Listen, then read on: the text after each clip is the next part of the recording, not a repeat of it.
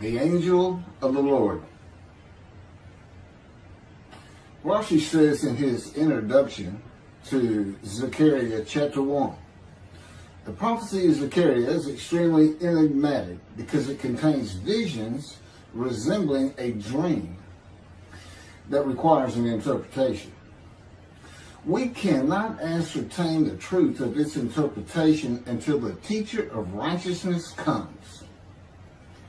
Nonetheless, I will put my heart to recounseling the verses one by one, according to the interpretations that resemble it, and follow the interpretation of Jonathan. This is God's test for the Jewish people, in particular the Jewish leaders. God's test of who the descendant of David is. The man described in Isaiah 53, the teacher of righteousness. That's who Rashi, known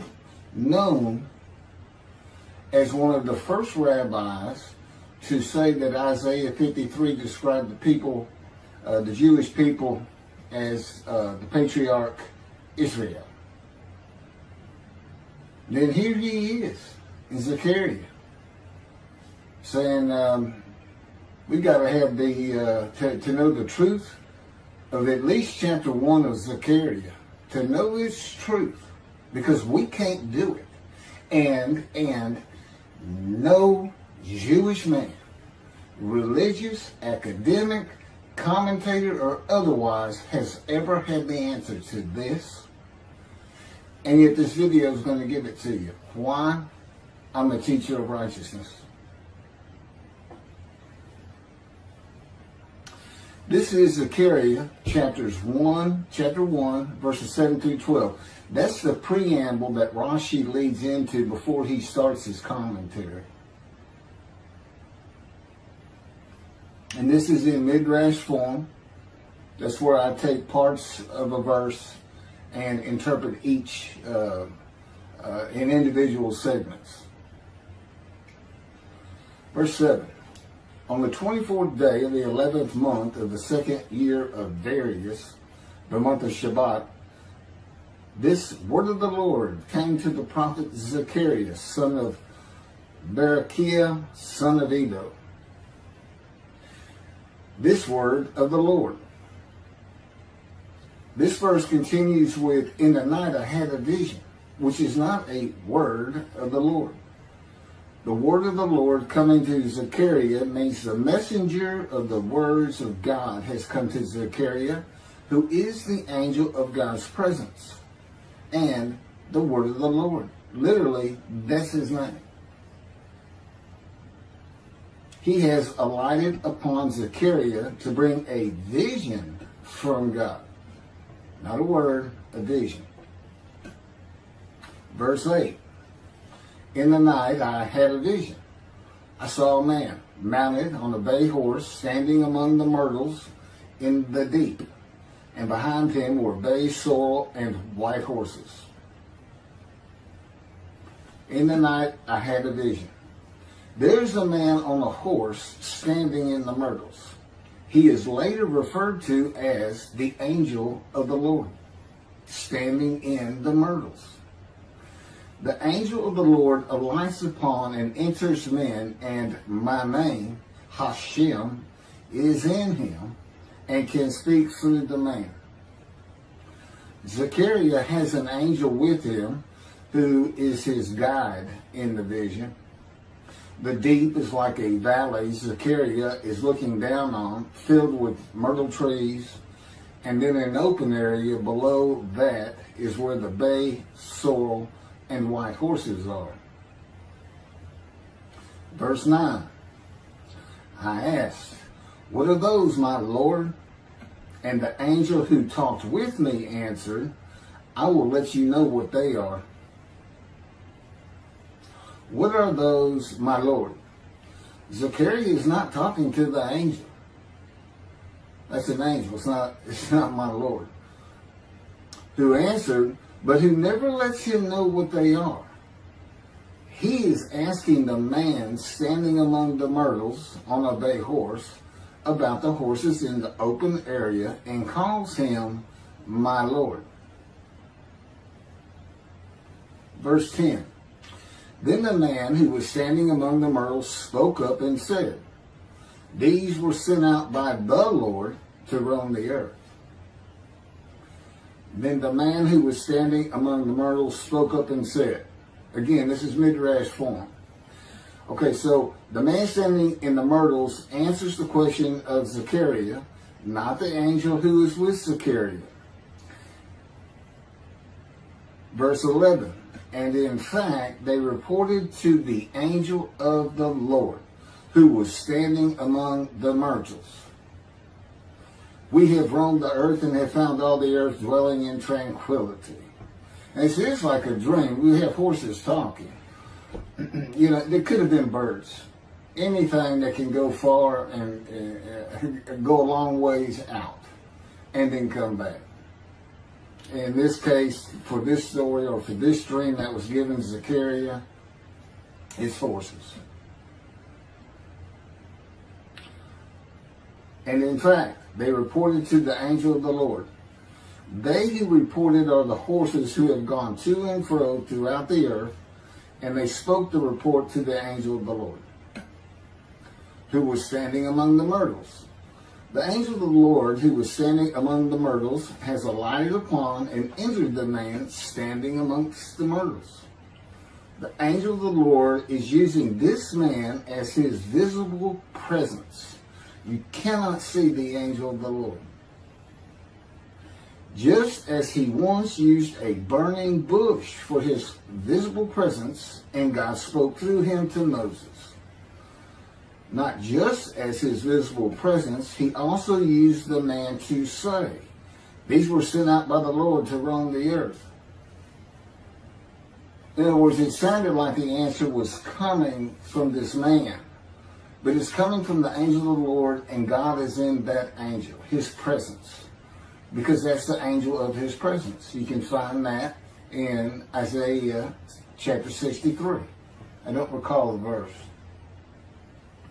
I never see anything on the angel of his presence. Wherever God's presence is, the presence that enters the temple, I never hear any mention of the angel that has to be with him. Why? It's the angel of his presence, who is the angel of the Lord. Yeah, I believe, and I'm not certain about this, but I've heard it at least one or two times, and that is Christianity believes the angel of the Lord is Jesus Christ. Thereupon the angel of the Lord exclaimed, O Lord of hosts, how long will you withhold pardon from Jerusalem and the towns of Judah, which you placed under a curse 70 years ago? Thereupon the angel of the Lord exclaimed. Okay, so the angel of the Lord exclaimed through the man. Zechariah heard the words come from the man standing in the myrtles.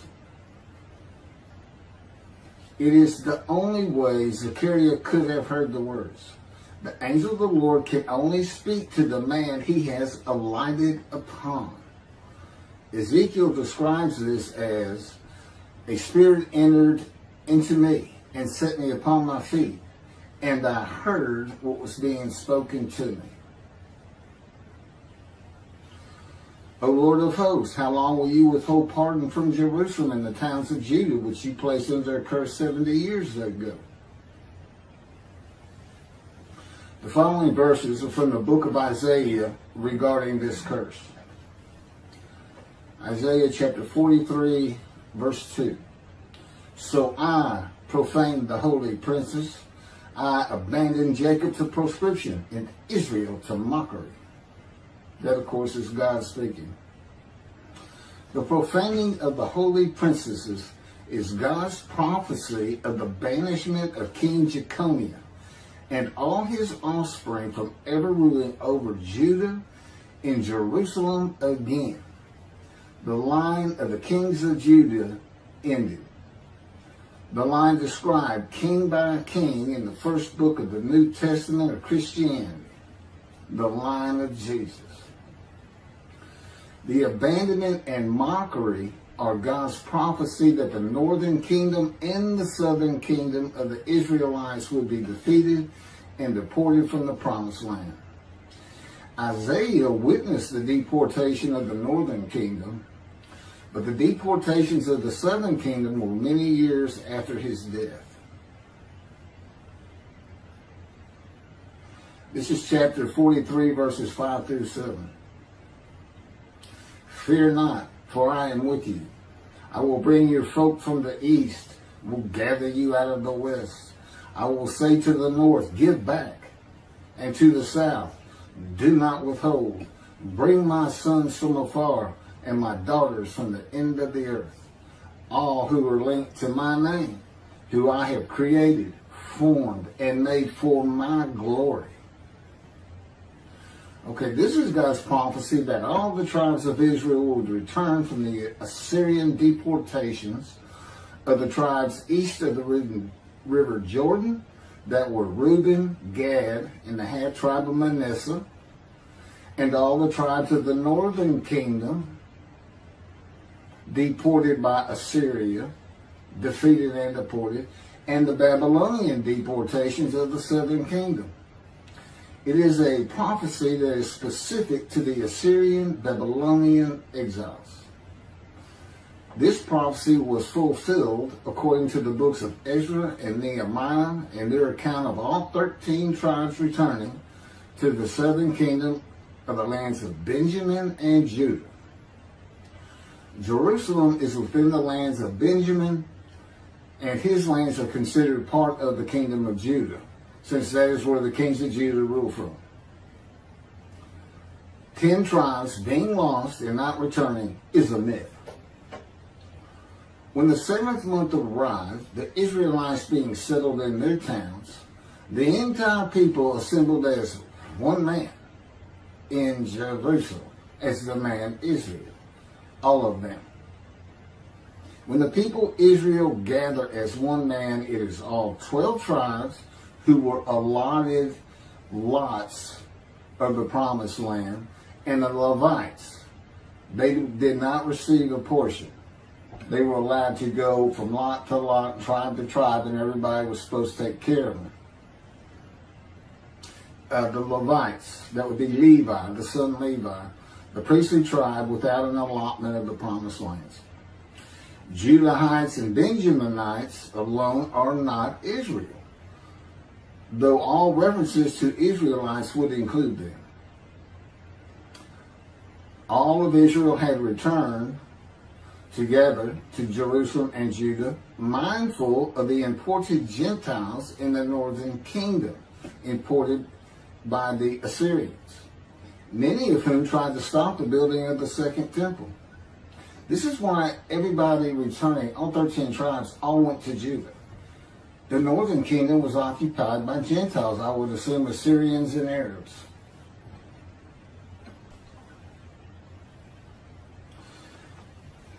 This is 1 Chronicles chapter 9, verses 2 and 3.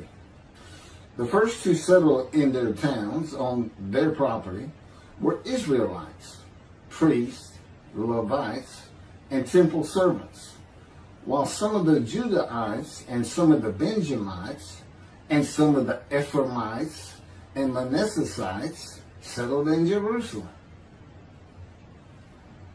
That would be Ephraim and Manasseh.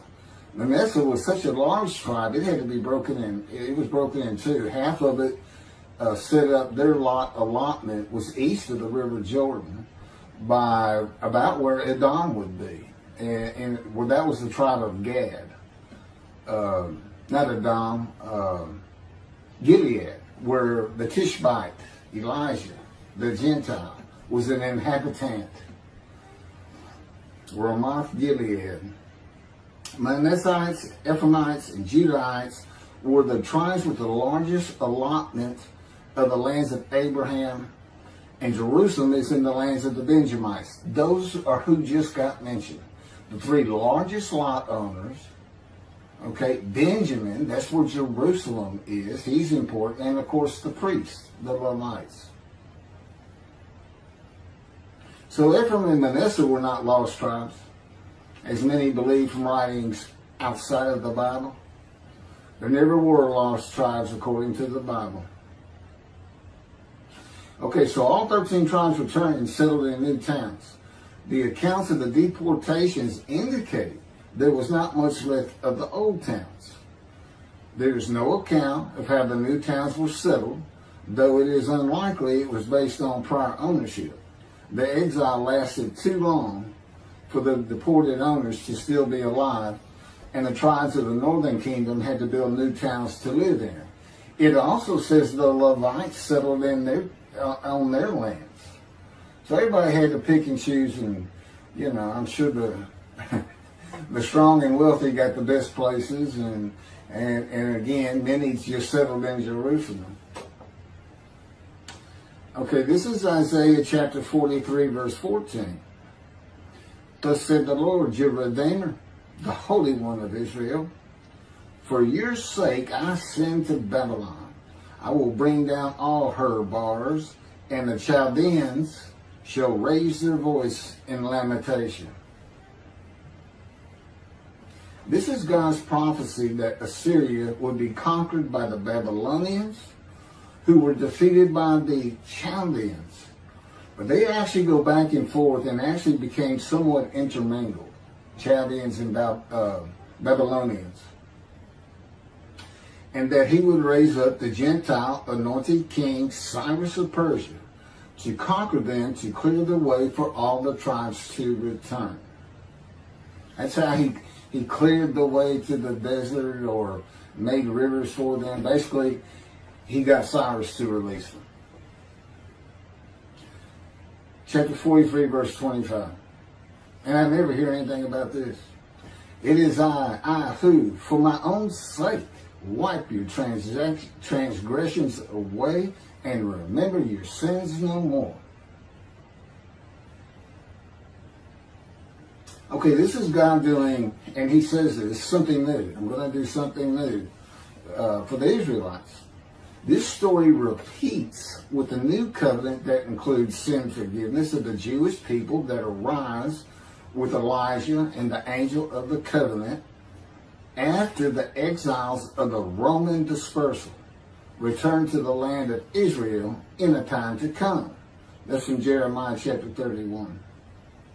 The Jewish people have returned from the Roman dispersal of them throughout the world, the diaspora, which means outside of the promised land, outside of Israel, to a land that lay desolate for more than 2,000 years until after the Holocaust, and they created the state of Israel in 1948. 70 years later, and that's funny too, because they talk about a curse of 70 years.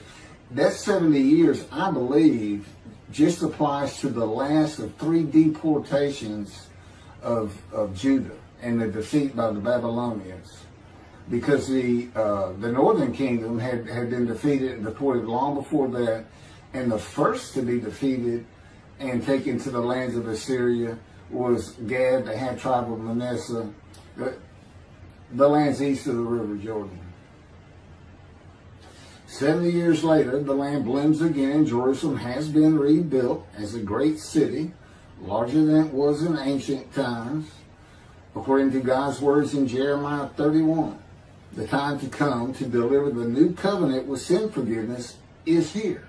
That's very important for the interpretation of at least chapter 1 of Zechariah. That means the angel of the covenant that you desire of Malachi 3 is on his way, followed by God and the messenger Elijah. And when God's third temple is built, he will return to it suddenly. This is the day of the Lord. That's Malachi chapter 3. Now, Zechariah is in Jerusalem, and the construction of the second temple is about to begin. Isaiah has written God's words of sin forgiveness, which would have removed the curse long before this, when they were returning, when the remnant of the 13 tribes was returning. And the angel of the Lord proclaims, O Lord of hosts, How long will you withhold pardon from Jerusalem and the towns of Judah, which you placed under a curse 70 years ago? Okay, this vision of Zechariah and the words of the angel of the Lord through the man standing in the myrtles regarding the curse 70 years ago is to make Zechariah think and try to understand why the angel of the Lord would say this. From his perspective, the curse was lifted. He was back in Jerusalem with all the tribes preparing to build the second temple. The vision is for Zechariah to find out how and when the curse was lifted.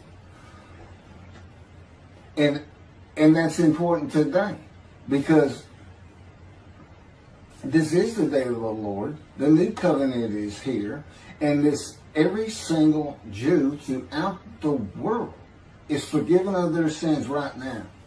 And that message has been given to me to be delivered. And it's not getting out there. It's just not getting out there. And that's what happened here. Because if you read Ezra and Nehemiah, it's clear they had no idea that their slates had been claimed. And sin and continue. You know, once you know that God has just said, okay, I'm not going to remember any of that. Let's all start fresh. I'm here with the covenant of friendship. Let's everybody start being observant Jews. Okay? Which would include going to Yom Kippur. Having a slate clean does not mean you have a lifetime now of sin forgiveness.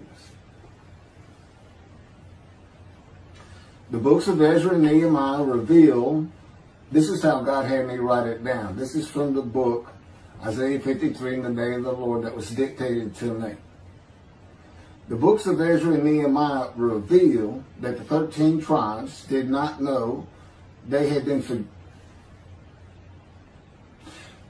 right. We had to wait for the teacher of righteousness to know. And this is another thing I never see in this Messianic era that is taught, that is coming, is that God is with the descendant of David as he was with Moses. I mean, just right there with him.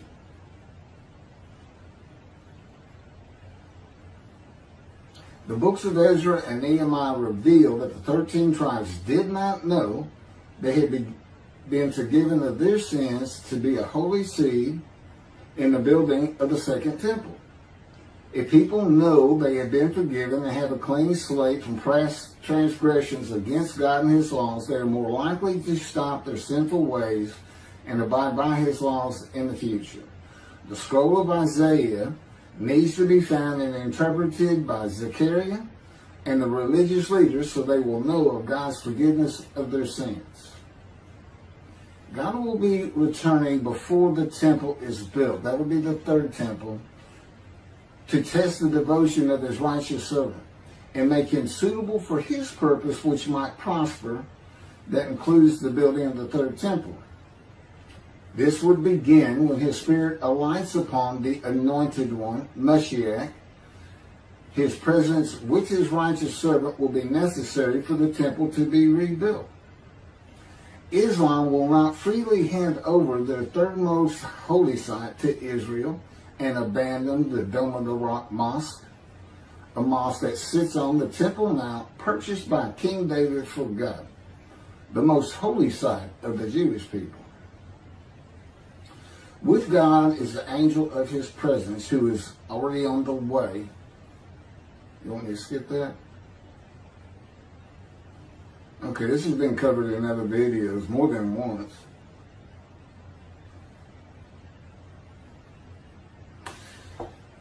The prophet like Moses will have other similarity to Moses beyond writing God's words at his command and direction, as this was written.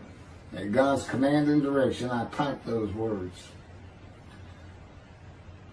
To the greatest degree possible for any human being, Moshe's identity and existence became one with the Creator. Now that's who you're looking for when you say the prophet like Moses. It's not Joshua. I've heard that one, which is, it says right there on that page, there's never been another prophet like Moses. Well, his attendant Joshua standing right there. If that's, anyway.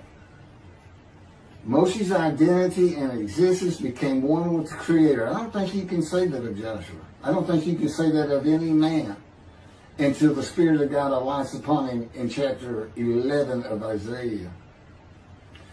He surrendered himself to God to the extent that our sages say the Shekinah, divine presence, which is the angel of his presence, who is the Holy Spirit. He's an angel, and his body is not human form with wings. His body is the Spirit of God. Wherever God is, his Spirit is. Wherever his presence is, the angel of his presence is. They're always together. So when they alight upon a man and say, okay, we have tasks for you, that man immediately becomes a man in divine beings. And that's the Shekinah. That's the Spirit of God and the presence of God entering into the temple, which would include the angel of his presence. The Shekinah spoke through Moshe's throat. As I have mentioned, God can speak through me. You're only going to know it, just like with the man standing in the myrtles, by the words that are spoken. Okay? Because it's my voice. But it's not me. You know, I can tell the difference. You can't, other than those would be how God would state it. And you can, if you watch closely, you can see it happen in all these videos. I mean, for the most part.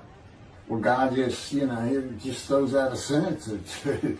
And I just keep going, you know. I let him get done, and I just pick up from there. We've been working on this for over 13 years. That's from the Zohar, Volume 3, page 232A. And then it says, i.e., he was God's veritable mouthpiece on this earth. That's from the Sefer Hashikos 5749, Volume 1, page 290, and a footnote. The prophet, like Moses, will also have the answer to these questions. Quote, the great Jewish philosophers try to understand the question of how Moses heard God literally, some insisting that God spoke actual words and Moses heard them with his ears, while others suggest that God's speech was communicated silently to Moses' intellect and only uttered in sound by Moses himself. Maimonides, Rambam, even as he affirmed the communication between God and Moses as a fundamental Jewish belief, ultimately conceded the mysteriousness of that process. The entire Torah reached Moses from God in a manner which is figuratively described as speech, but no one has ever known how that took place except Moses himself, whom that speech reached. That's commentary on the Mishnah, Sanhedrin, chapter 1. Well, I have the answers, and I've been telling you the answers. God is in his Spirit. Spirit enters into you, because we find it in Ezekiel. There's where God tells you. God was telling Ezekiel, Ezekiel, get up on your feet. Ezekiel says, at that very moment, a spirit entered into me, and I could hear the words of God. There it is. When he enters him. Now, he's not hearing that through his ears. There's the first question answered. It's not to your ears. And there is a silent knowing. That's what we call it, what God has taught me. Now, generally, I just hear words as though they came in through my ears and they're in my mind, as though my eyes and my ears had perceived. But he can put just knowledge into my mind without uttering a word. And it's kind of can be pointed out easiest with when he comes to a man, and like he came to Samuel, and Samuel just says, here I am. It's as though before he speaks to you, and this is what happened with me, he put in a knowledge in my mind that the God of creation was about to speak to me.